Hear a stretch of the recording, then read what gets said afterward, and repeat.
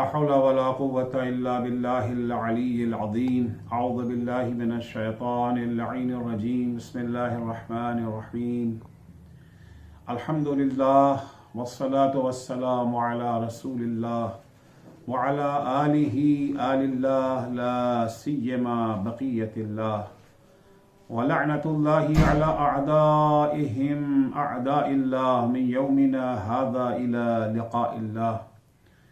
أما بعد فقد قال الله يا أيها الذين آمنوا كتب عليكم الصيام كما كتب على الذين من قبلكم لعلكم تتقون.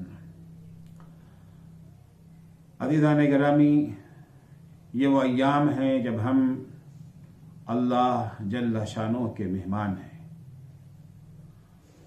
یہ وہ ایام ہیں جن میں اللہ نے اپنی ضیافت کے لیے ہمیں دعوت دی ہے، اور ضیافت کے طور پر اللہ نے جن چیزوں کا اہتمام کیا ہے اس میں ایک اہم چیز کا نام روزہ ہے. روزے کا مقصد زیور تقویٰ سے آراستہ ہونا ہے. روزے کا مقصد دولت تقویٰ سے مالا مال ہونا ہے. تقویٰ کیا ہے؟ صاحبان تقویٰ کی پہچان کیا ہے؟ اسے مولائے کائنات امیر المومنین حضرت علی ابن ابی طالب علیہ السلام اپنے خطبہ نمبر 193 میں 110 صفات متقین کے بیان کیے ہیں. کچھ صفتیں آپ کی خدمت میں عرض کر چکا. آج اس صفت کی طرف اشارہ کرنا ہے. ایسے مولا فرماتے ہیں فہم والجنت کمن قد رآہا فہم فیہا منعمون وہم والنار کمن قد رآہا فہم فیہا معذبون. صاحبان تقویٰ معرفت و یقین کے اس درجے پر فائز ہوتے ہیں کہ گویا وہ جنت کو اور جنت کی نعمتوں سے لطف اندوز ہونے والوں کو اپنی آنکھوں سے دیکھ رہے ہیں. انہوں نے جنت کے بارے میں صرف انبیاء سے ائمہ سے سنا نہیں ہے، صرف قرآن میں پڑھا نہیں ہے، بلکہ ان کے یقین کا یہ عالم ہے کہ گویا جنت ان کی نگاہوں کے سامنے ہے. وہ جنت کو بھی دیکھ رہے ہیں اور جنت سے لطف اندوز ہونے والے مومنوں کو بھی دیکھ رہے ہیں.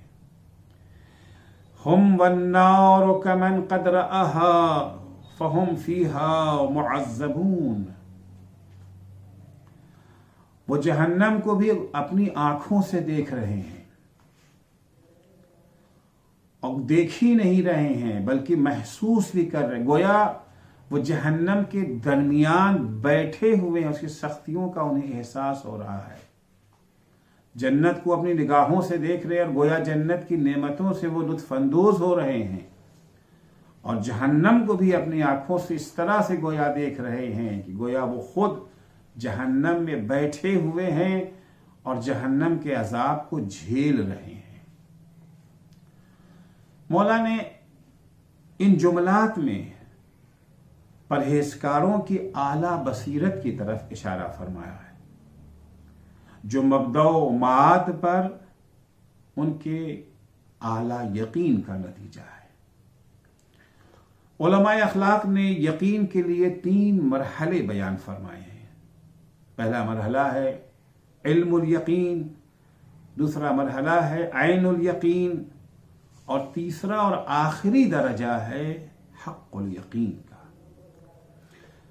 عین الیقین دلیلوں کے ذریعے حاصل ہوتا ہے، چاہے وہ عقلی دلیلیں ہوں یا نقلی دلیلیں ہوں، یعنی قرآن اور احادیث کے سہارے جو دلیلیں حاصل ہوتی ہیں. عین علم الیقین کے سلسلے میں اس کو بات کو واضح کرنے کے لیے فرض کیجئے کہ دور سے دھواں نظر آیا. دھواں ہم نے کیا دیکھا؟ اپنی آنکھوں سے دھواں دیکھا. دھواں دیکھ کر ہمیں اس جگہ پر جہاں سے دھواں اٹھ رہا ہے آگ کے موجود ہونے کا یقین ہو گیا، جبکہ ہم نے آگ نہیں دیکھی ہے، ہم نے دھواں دیکھا ہے. دھواں دیکھنے کے بعد آگ کا یقین ہمیں کیسے حاصل ہوا؟ یہ یقین عقلی دلیل کے ذریعے سے حاصل ہوا ہے۔ عقلی دلیل نے ہمیں آگ موجود ہونے کا یقین دلا دیا، کیونکہ اگر دھواں اٹھ رہا ہے تو آگ بھی ضرور ہوگی۔ علت کے بغیر معلول کا وجود ناممکن ہے، آگ کے بغیر دھوئیں کا وجود ناممکن ہے۔ ہم نے جاپان نہیں دیکھا، لیکن جاپان کے ہونے کا یقین ہے، کیونکہ اتنے معتبر لوگوں نے جاپان کے ہونے کی گواہی دی ہے کہ ہمیں اس کا یقین ہو گیا۔ یہ علم اور یقین ہے۔ ہم نے خدا کو دیکھا نہیں ہے، لیکن اس کے آثار کا مشاہدہ کرتے ہیں۔ یہ عظیم کائنات اور اس کا پیچیدہ اور منظم سسٹم ہمیں یقین دلاتا ہے کہ اس کائنات کا ایک خالق ہے جو عالم بھی ہے، حکیم بھی ہے، قادر بھی ہے اور زندہ بھی ہے۔ انبیاء کو اللہ نے بندوں کی ہدایت اور رہنمائی کے لیے بھیجا ہے۔ وہ ہماری فلاح و بہبود کے لیے اللہ کی طرف سے پیغام لے کر آئے ہیں۔ ہم نے اللہ کو انبیاء کو نبی بناتے دیکھا نہیں ہے کہ ان کے دعووں کی تصدیق کر سکیں، لیکن ہم جب ان کی سیرت کو دیکھتے ہیں، ان کے ذریعے پیش کیے ہوئے معجزوں کو دیکھتے ہیں، تو ان کی پاک و پاکیزہ سیرت اور معجزوں کے ذریعے ہمیں ان کی صداقت کا یقین ہو جاتا ہے۔ ہم نے جنت و جہنم کو اپنی آنکھوں سے نہیں دیکھا ہے، لیکن چونکہ اللہ کے بھیجے ہوئے معصوم نمائندوں نے اور اللہ کی کتاب نے ہمیں اس کی خبر دی ہے، اس لیے ہم اس پر یقین رکھتے ہیں۔ یہ سب علم الیقین ہے۔ دوسرا مرحلہ ہے عین الیقین۔ عین الیقین یہ ہے کہ ہم کسی چیز کو اپنی ان ظاہری آنکھوں سے دیکھیں یا دل کی آنکھوں سے دیکھیں، چشم بصارت یا چشم بصیرت سے اس کا مشاہدہ کر لیں، جاپان کو اپنی آنکھوں سے جا کر کے دیکھ لیں، آگ کو اپنی آنکھوں سے دیکھ لیں، یہ عین الیقین ہے۔ ثعلب یمانی حضرت صلی اللہ علیہ وآلہ وسلم کے اصحاب میں سے ایک فرد ہیں۔ ثعلب یمانی پیغمبر کے اصحاب میں سے نہیں ہے، یہ جو ہے مولائے کائنات کے اصحاب میں سے ہیں۔ ثعلب یمانی مولائے کائنات سے سوال کرتے ہیں، ہل رأیت ربک، مولا کیا آپ نے اپنے پروردگار اپنے رب کو دیکھا ہے؟ آپ نے جواب فرمایا، لم اعبد ربا لم ارہ، میں ایسے کسی رب کی عبادت نہیں کرتا ہوں جسے میں نے دیکھا نہ ہو۔ حضرت کا یہ جواب ان ظاہری آنکھوں سے دیکھنے کے تعلق سے نہیں ہے، بلکہ حضرت کا یہ جواب دل کی آنکھوں سے، چشم بصیرت سے دیکھنے کی طرف اشارہ ہے۔ البتہ دل کی آنکھیں ان ظاہری آنکھوں سے زیادہ دقیق تر اور واضح تر دکھتی ہیں۔ ان آنکھوں سے دیکھی ہوئی چیزوں کے بارے میں شبہ کیا جا سکتا ہے، لیکن جن چیزوں کو دل کی آنکھوں سے دیکھ لیا جاتا ہے ان میں شبہے کی گنجائش باقی نہیں رہتی۔ مولا اسی مرحلے کی طرف اشارہ فرماتے ہیں کہ رأى قلبی ربی، میں نے ان ظاہری آنکھوں سے اپنے رب کو نہیں دیکھا ہے، بلکہ دل کی آنکھوں سے دیکھا ہے، چشم بصارت سے نہیں، چشم بصیرت سے دیکھا ہے۔ ایک حدیث ہے جو مولا کائنات سے بھی منقول ہے اور امام جعفر صادق علیہ الصلوۃ والسلام سے بھی منقول ہے۔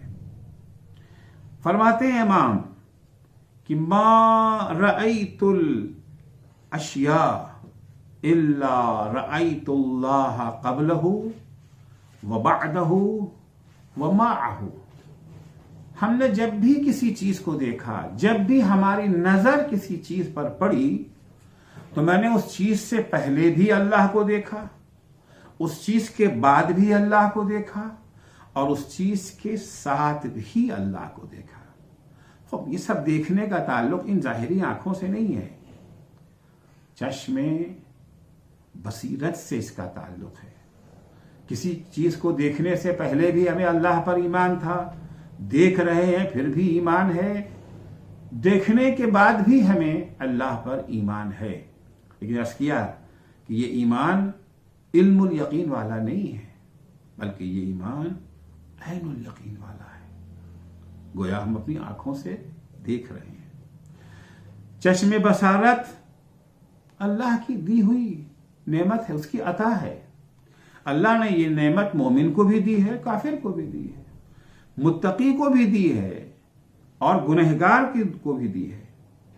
اس کے حاصل کرنے میں ہمارا کوئی کردار نہیں ہے، یہ وہی نعمت ہے جو اللہ نے عطا کر دی۔ لیکن چشم بصیرت اکتسابی ہے، اس کو حاصل کرنے کے لیے ہمیں کوشش کرنا ہے۔ اسے تزکیہ نفس کے ذریعے ہی حاصل کیا جاتا ہے، اسے تہذیب نفس کے ذریعے ہی حاصل کیا جا سکتا ہے۔ جسے عین الیقین حاصل ہو جائے وہ پھر علم الیقین اور دلائل و استدلال کا محتاج نہیں ہوتا۔ جس نے جاپان اپنی نگاہوں سے دیکھ لیا ہے وہ ان کے بیان کا، ان کی تصدیق کا تو محتاج نہیں ہے۔ جو آگ کو اپنی نگاہوں سے دیکھ رہا ہے وہ دھواں دیکھنے کا محتاج نہیں ہے۔ یقین کا آخری درجہ حق الیقین ہے، اس کا تعلق روحانیات سے ہے، اسے مادیات کے تعلق سے سمجھانا مشکل ہے۔ بس یوں سمجھ لیجئے کہ دھواں دیکھ کر آگ کے وجود پر یقین رکھنا علم الیقین ہے، اور اپنی آنکھوں سے آگ کو دیکھ لینا یہ عین الیقین ہے، اور آگ میں کود کر اپنے پورے وجود سے آگ کو محسوس کر لینا یہ حق الیقین ہے۔ عرفاء کہتے ہیں کہ حق الیقین یہ ہے کہ عاقل و معقول کے درمیان اس طرح سے معنوی وحدت و حقیقی تعلق قائم ہو جائے کہ عاقل اپنے آپ کو معقول کے فیض کا ایک حصہ تصور کرنے لگے۔ آسان لفظوں میں یوں سمجھیے کہ اس مقام پر پہنچنے والا انسان اپنے کو الہی انوار کے پرتو کا ایک حصہ سمجھنے لگتا ہے، اور اس کی شعاعوں میں خود کو نہاتا محسوس کرتا ہے۔ اس مرحلے پر فائز ہونے کے لیے زبردست مجاہدے کی ضرورت ہے، نفس کو ہر طرح کے رذائل سے پاکیزہ کرنا ضروری ہے، دنیا کی رنگینیوں اور اس کی چمک دمک سے خود کو بیگانہ بنا لینا ضروری ہے، شیطانی افکار و خیالات کو جڑ سے اکھاڑ پھینکنا ضروری ہے۔ اس کے بغیر انسان اس درجے پر فائز نہیں ہو سکتا۔ اس مرحلے پر پہنچ کر انسان اپنے وجود کو خدا کے وجود میں اس طرح سے ضم کر دیتا ہے، اور اس طرح اپنے وجود کو خدا کے مقابلے میں ہیچ تصور کرتا ہے کہ امیر المومنین علیہ الصلوۃ والسلام جیسی ہستی کی پیغمبر کے بعد جس کے ایمان و عمل، فضائل و کمالات کی نظیر نہیں ملتی، وہ مسجد کوفہ میں اپنے پروردگار سے مناجات کرتے ہوئے خود کو ذلیل، فقیر، ضعیف، میت اور فانی جیسی صفات سے یاد فرماتے ہیں۔ آیات و روایات سے یہی پتہ چلتا ہے کہ انسان علم الیقین کے ذریعے عین الیقین تک پہنچتا ہے، اور عین الیقین کے ذریعے حق الیقین تک رسائی حاصل کرتا ہے۔ علم الیقین کے مرحلے میں عقل ایکٹیو ہوتی ہے اور عین الیقین کے مرحلے میں قلب، اور حق الیقین خدائی جذبے اور الہی عنایتوں کی دین ہے۔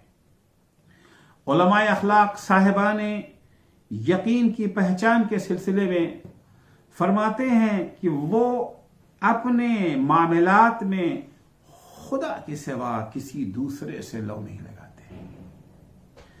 فقر و غنا، غربت و خوشحالی، صحت و بیماری وغیرہ میں کبھی بھی خدا سے منہ نہیں موڑتے۔ امام جعفر صادق علیہ السلام فرماتے ہیں، من ضعف یقینہ تعلق بالاسباب، جس کا یقین کمزور ہو جاتا ہے خدا کے اوپر، قیامت کے اوپر، وہ اپنے کو اسباب سے جوڑ لیتا ہے، مسبب الاسباب کو فراموش کر دیتا ہے۔ وہ یہ سمجھتا ہے کہ دولت ہماری محنت کا نتیجہ ہے، وہ یہ سمجھتا ہے کہ عزت و شہرت ہمارے علم کا نتیجہ ہے، وہ یہ سمجھتا ہے کہ ہماری یہ کرسی، یہ ہیبت، یہ روب ہماری طاقت کا نتیجہ ہے۔ خدا کو بھول جاتا ہے، فراموش کر دیتا ہے۔ لیکن جن کے ہاں یقین، جن کا مضبوط ہوتا ہے، جن کا یقین کمزور نہیں ہوتا ہے، وہ ان تمام چیزوں کو اللہ کی عطا سمجھتے ہیں، نہ دولت کو اپنی کاوشوں کا نتیجہ سمجھتے ہیں، نہ شہرت و مقبولیت و عزت و اقتدار کو اپنے علم اور قوت کا نتیجہ سمجھتے ہیں۔ جب یقین کمزور ہو جاتا ہے تو پھر انسان اپنے کو اسباب سے جوڑ لیتا ہے، اسباب کا غلام بن جاتا ہے۔ وَرَخَّصَ لِنَفْسِهِ بِذَلِكَ، اور انہی ذرائع کے ذریعے سے اپنے لیے سہولت فراہم کرنے کی کوشش کرتا ہے۔ خدا سے لو لگانے کے بجائے ان چیزوں سے اپنے کو جوڑنے کی کوشش کرتا ہے۔ اگر کبھی اس کی جاب ٹکرا جاتی ہے نماز سے تو نماز کو قربان کر دیتا ہے۔ اگر عزت و شہرت و اقتدار دینی اقدار سے پابندی کے باعث اسے دور ہوتا نظر آنے لگتا ہے تو دینی اقدار کو بالائے طاق رکھنے کے لیے تیار ہو جاتا ہے، کیونکہ اس نے اپنے کو اسباب سے جوڑ لیا ہے، مسبب الاسباب سے اپنے کو غافل کر لیا، رشتہ توڑ لیا ہے۔ یہ یقین کی کمزوری کا نتیجہ ہے۔ واتبع العادات، اور وہ شریعت کی پابندی کے بجائے سماج میں رائج رسم و رواج کی پابندی کرنے لگتا ہے۔ والاقاویل، خدا اور رسول کی بات سننے کے بجائے لوگوں کے کہے میں آ جاتا ہے۔ واقاویل الناس، لوگوں کی کہی ہوئی باتوں پر چلا جاتا ہے۔ بغیر حقیقت، لوگوں کے وہ اقوال جن کا حقیقت سے کوئی تعلق نہیں ہوتا ہے، وہ رسم و رواج جن کا حقیقت سے کوئی تعلق نہیں ہے، ان کی پابندیاں شروع کر دیتا ہے۔ والسعی فی امور الدنیا وجمعها وامساکها، پھر انسان کوشش کرنے لگتا، مشغول ہو جاتا ہے دنیا کمانے کے لیے، دنیا کا مال اکٹھا کرنے کے لیے، دوسروں کو دنیا کے مال سے محروم کرنے کے لیے کوششیں کرنا لگتا ہے، ذخیرہ اندوزی کرنے لگتا ہے۔ مقرا باللسان انہ لا مانع ولا معطی، ہاں زبان سے وہ یہ ضرور کہتا ہے بھائی جو کچھ ہے سب اللہ کی عطا ہے، اللہ ہی ہے روزی دینے والا ہے، اللہ ہی ہے روزی چھیننے والا، یہ ساری باتیں زبان سے تو کہتا ہے، لیکن اس کا دل اور اس کا عمل اس کی گواہی نہیں دیتا ہے۔ زبان سے کہتا ہے کہ انہ لا مانع ولا معطی الا اللہ وان العبد لا يصيب الا ما رزق، وہ الا ما رزق اللہ وقسم اللہ، زبان سے تو یہ کہتا ہے کہ بھئی انسان کو روزی تو وہی ملتی ہے جو اللہ نے مقرر کر دی ہے، روزی وہی ملتی ہے جو اللہ نے تقسیم کر دی ہے، لیکن دل یہ گواہی نہیں دیتا، عمل یہ گواہی نہیں دیتا ہے۔ لا یزید فی الرزق، وہ کہتا ہے کہ بل جہد لا یزید فی الرزق، ہم کتنے ہی بھاگے دوڑے، جتنا اللہ نے مقرر کر دیا ہے اس سے زیادہ ملنے والا نہیں ہے. لیکن وَيُنْكِرُ ذَلِكَ بِفِعْلِهِ وَقَلْبِهِ، جو زبان سے کہہ رہا ہے کہ رزق دینے والا تو اللہ ہے، لا کوشش کر لو، جو مقدر میں وہی ملے گا، زبان سے کہہ رہا ہے لیکن نہ اس کا عمل اس کی گواہی دیتا ہے، نہ اس کا دل اس کی گواہی دیتا ہے. اپنے عمل سے بھی اس کا انکار کرتا ہے اور اپنے دل سے بھی اس کا انکار کرتا ہے. سورہ عمران کی آیت نمبر 161 میں پروردگار کا ارشاد ہوتا ہے اسی سلسلے میں کہ یقولون بافواہہم ما لیس فی قلوبہم واللہ اعلم بما یکتمون. وہ اپنی زبان سے وہ باتیں کہتے ہیں جو ان کے دل میں موجود نہیں ہے، جبکہ اللہ اچھی طرح سے جانتا ہے کہ تمہارے دل میں کیا ہے، تم اپنے دل میں کیا چھپائے ہوئے ہو. لیکن جن کا یقین محکم ہوتا ہے، جو صاحبان یقین ہوتے ہیں، جو صرف علم الیقین تک محدود نہیں ہیں، جو عین الیقین اور حق الیقین کے درجات پر فائز ہو جاتے ہیں، وہ خدا کے سوا کسی سے لو نہیں لگاتے ہیں. خلوت ہو یا جلوت، مجمع عام ہو یا گھر کی تنہائی اور خلوت اور جلوت، دونوں جگہوں پر وہ خدا کی عبادت میں کسی قسم کی کوتاہی نہیں کرتے. جس چیز کے بجا لانے کا اللہ نے حکم دے دیا ہے اس سے چھوڑتے نہیں ہیں، اور جس چیز سے اللہ نے منع کر دیا ہے اس کے قریب نہیں جاتے ہیں. اللہ کی عظمت پر یقین انہیں پروردگار کے ہر حکم کے سامنے سر تسلیم خم کرنے اور خضوع و خشوع سے پیش آنے پر مجبور کرتا ہے. یہ یقین ان کے اندر اعلیٰ درجے کی بصیرت پیدا کر دیتا ہے. چنانچہ سورہ اعراف آیت 200 میں ارشاد ہوتا ہے ان الذین اتقوا اذا مسهم طائف من الشیطان تذکروا فاذا هم مبصرون. بے شک جن لوگوں نے تقوی اختیار کیا ہے، یعنی جو لوگ یقین کے مرحلے پر فائز ہیں، جب کبھی شیطانوں کا کوئی گروہ انہیں ٹچ کرتا ہے، ان کے اندر وسوسے پیدا کرنا چاہتا ہے، انہیں بہکانے کی کوشش کرنا چاہتا ہے، تو چونکہ یہ یقین کے درجے پر فائز ہیں، یقین کے درجے پر فائز ہونے کے بعد تذکروا، انہیں فوراً خدا کی یاد آ جاتی ہے.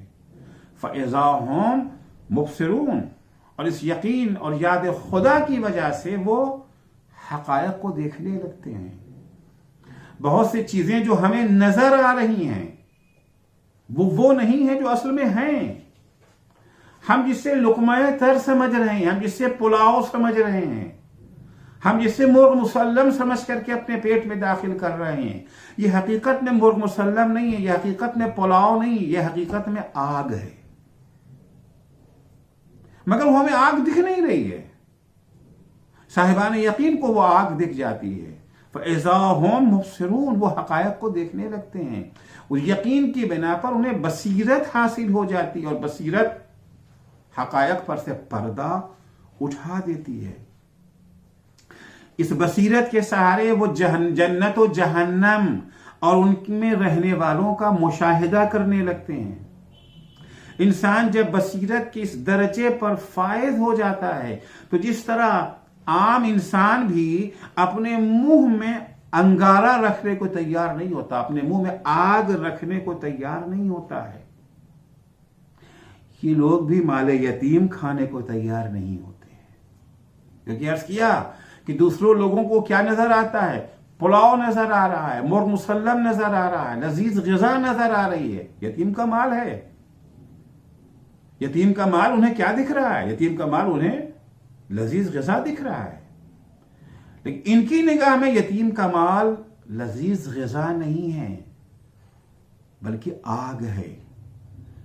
چنانچہ سورہ نساء آیت 10 میں ارشاد ہوتا ہے ان الذین یأکلون اموال الیتام ظلما انما یأکلون فی بطونہم نارا وسیصلون سعیرا. بے شک جو لوگ ظلم و ستم کے ذریعے سے یتیموں کا مال کھاتے ہیں وہ در حقیقت اپنے پیٹ میں انگارے بھر رہے ہیں، آگ کھا رہے ہیں۔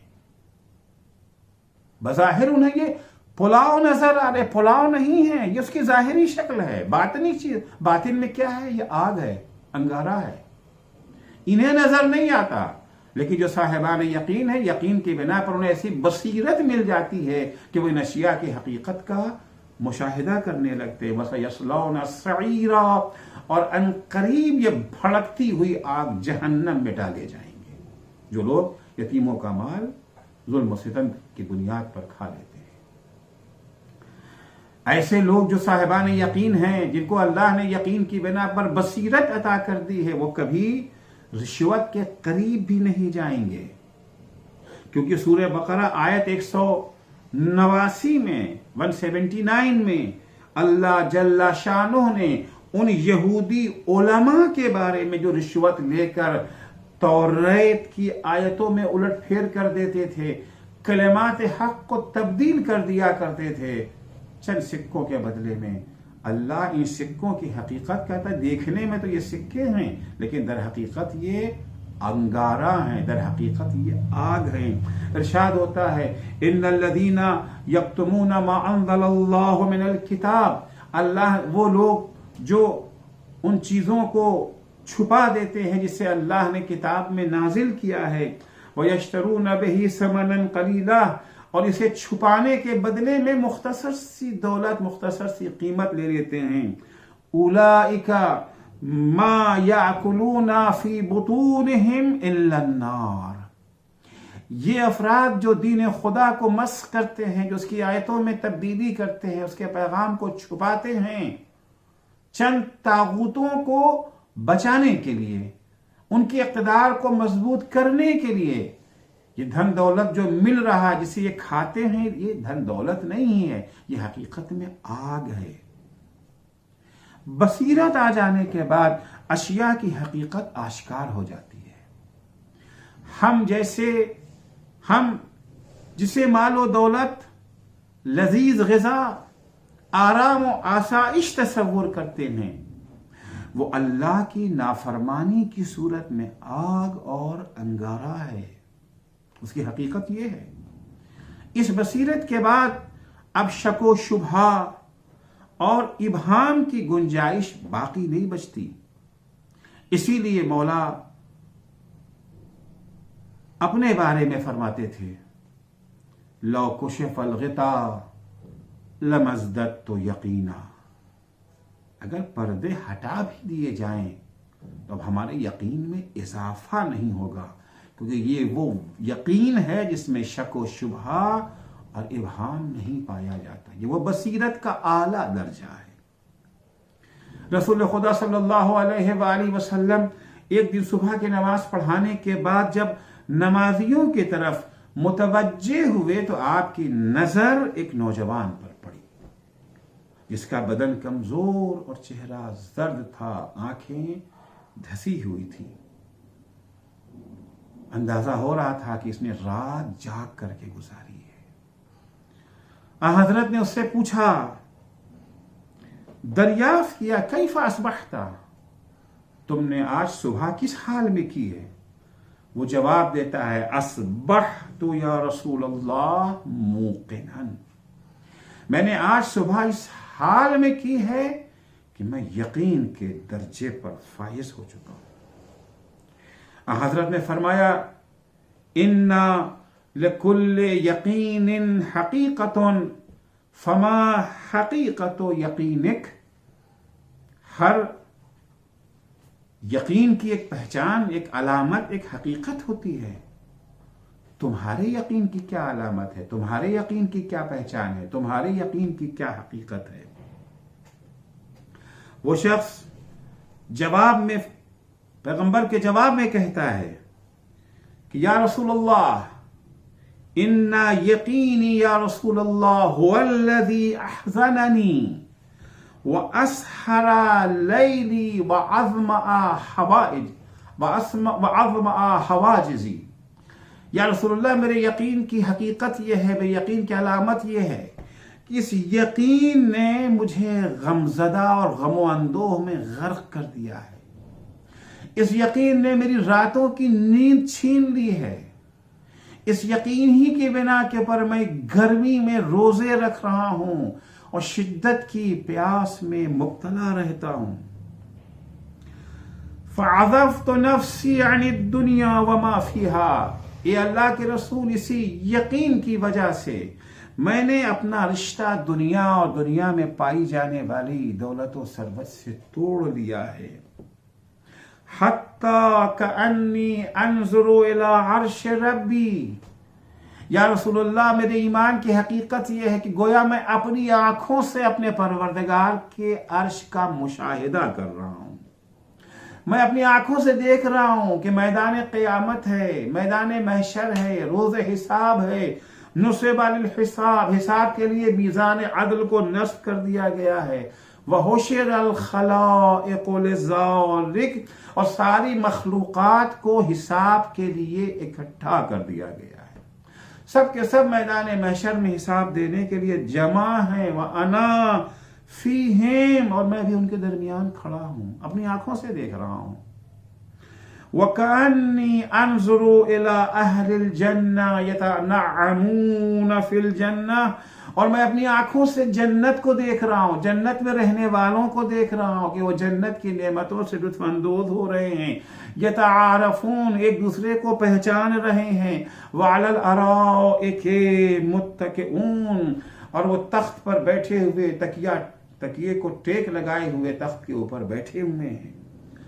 وَكَأَنِّي أَنظُرُ إِلَىٰ أَهْلِ النَّارِ وَهُمْ فِيهَا مُعَذَّبُونَ، یا رسول اللہ میرے یقین کا یہ عالم ہے کہ گویا میں جہنمیوں کو بھی اپنی آنکھوں سے دیکھ رہا ہوں، انہیں جہنم کے عذاب میں گرفتار دیکھ رہا ہوں، انہیں عذاب جہنم میں مبتلا ہوتے دیکھ رہا ہوں، انہیں تڑپتے ہوئے دیکھ رہا ہوں۔ کأنی الآن اسمع زفیر النار، یا رسول اللہ میں جہنم کی آگ کو بھڑکتے ہوئے اس کی آواز کو اپنے کانوں سے سن رہا ہوں۔ یدور فی مسامعی، جہنم کے بھڑکنے کی آواز میرے کانوں میں گونج رہی ہے۔ فقال رسول اللہ صلی اللہ علیہ وآلہ وسلم، یہ سننے کے بعد سرکار ختمی مرتبت نے فرمایا، ھذا عبد نور اللہ قلبہ بالایمان، یہ وہ بندہ ہے جس کا دل اللہ نے نور ایمان سے منور کر دیا، اس کا دل بھرا ہوا ہے نور ایمان سے۔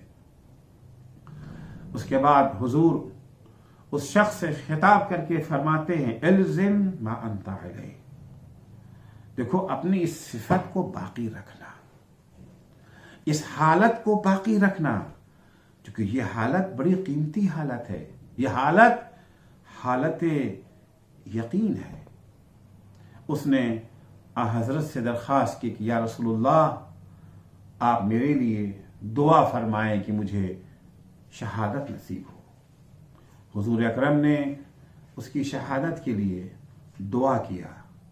کچھ ہی مدت کے بعد ایک غزوہ پیش آیا اور اس غزوے میں اس نے جام شہادت نوش کر لیا۔ تو یقین کا درجہ، یقین کا مرحلہ، یقین کی منزل یہ ہوا کرتی ہے۔ چنانچہ مولا کائنات فرماتے ہیں کہ متقین وہ ہوتے ہیں جو یقین کے اس درجے پر فائز ہوتے ہیں۔ فَهُمْ وَالْجَنَّةُ كَمَنْ قَدْ رَآهَا فَهُمْ فِيهَا مُنَاعِمُونَ، ان کے یقین کا عالم یہ ہوتا ہے کہ گویا انہوں نے اپنی آنکھوں سے جنت کو دیکھا ہی نہیں ہے، بلکہ وہ جنت کی نعمتوں سے لطف اندوز بھی ہو رہے ہیں۔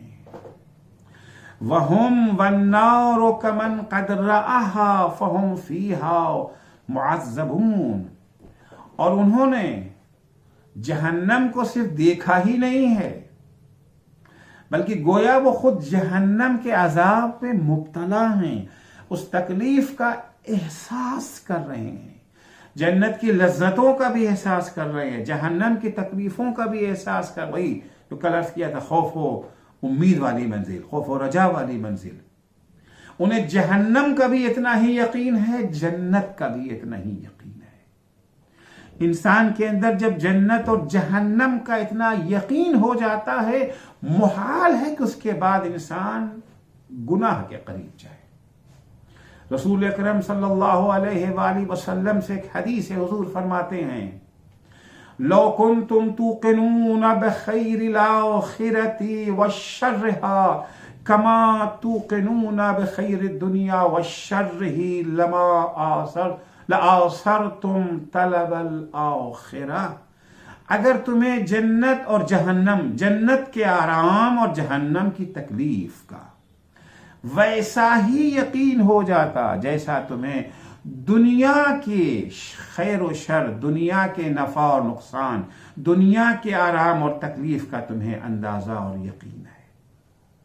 اگر تمہیں یقین ہو جاتا تو جب کبھی دنیا اور آخرت میں ٹکراؤ ہوتا، تم دنیا کو ٹھوکر مار دیتے اور آخرت کو اپنا لیتے۔ ہمیں 1000 کا اور کروڑ کا فرق معلوم ہے نا، ہمیں پتا ہے کہ 1000 کم ہے، کروڑ زیادہ ہے۔ ہمیں ایک جگہ پہ 1000 مل رہا ہو، دوسری جگہ پہ کروڑ کی دعوت دی جا رہی ہو، آیا کبھی بھی ہم 1000 کے پیچھے بھاگیں گے؟ ہرگز نہیں۔ 1000 کو ٹھکرا کر کے کروڑ کی طرف جائیں گے۔ نہ دنیا کی تکلیفوں کا جہنم کی تکلیفوں سے مقابلہ کیا جا سکتا ہے، نہ دنیا کے عیش و آرام کا جنت کے عیش و آرام سے مقایسہ کیا جا سکتا ہے۔ لہٰذا جب کبھی کسی عمل کی بنا پر، کسی کام کی بنا پر ہمیں دنیا کا آرام مل رہا ہے مگر جنت کا آرام ہم سے چھن رہا ہے، اگر کسی کام کی بنا پر ہمیں دنیا کی تکلیفوں میں مبتلا ہونا پڑ رہا ہے لیکن ہم جہنم کی تکلیفوں سے بچ جائیں گے، تو ہم کبھی بھی وہ کام نہیں کریں گے جو ہمیں دنیا میں آرام دے مگر آخرت کے آرام سے محروم کر دے۔ ہم کبھی بھی وہ کام نہیں کریں گے جو ہمیں دنیا کی تکلیفوں سے بچا لے لیکن جہنم کے عذاب میں مبتلا کر دے۔ اگر ہم ایسا کرتے ہیں تو اس کی وجہ یہ ہے کہ ہمیں نہ جنت کی نعمتوں پر یقین ہے، نہ جہنم کی تکلیفوں پر یقین۔ ہاں سن لیا ہے، علم الیقین کے مرحلے میں ہیں لیکن عین الیقین یا حق الیقین کے مرحلے میں نہیں ہے۔ اگر حق الیقین اور عین الیقین کے مرحلے میں اگر آ جاتے تو کبھی بھی ہم سے گناہ سرزد نہیں ہو سکتا تھا۔ خداوند متعال سے دعا ہے کہ خدایا تو ہم سب کو وہ حق الیقین عنایت فرما جو تقوی کے نتیجے میں حاصل ہوتا ہے، یعنی خدایا پہلے ہمیں دولت تقوی سے مالا مال ہونے کی توفیق عنایت فرما تاکہ ہم اس اعلیٰ بصیرت کے مالک ہو سکیں، اس حق الیقین کے درجے پر فائز ہو سکیں۔ والسلام علیکم ورحمۃ اللہ وبرکاتہ۔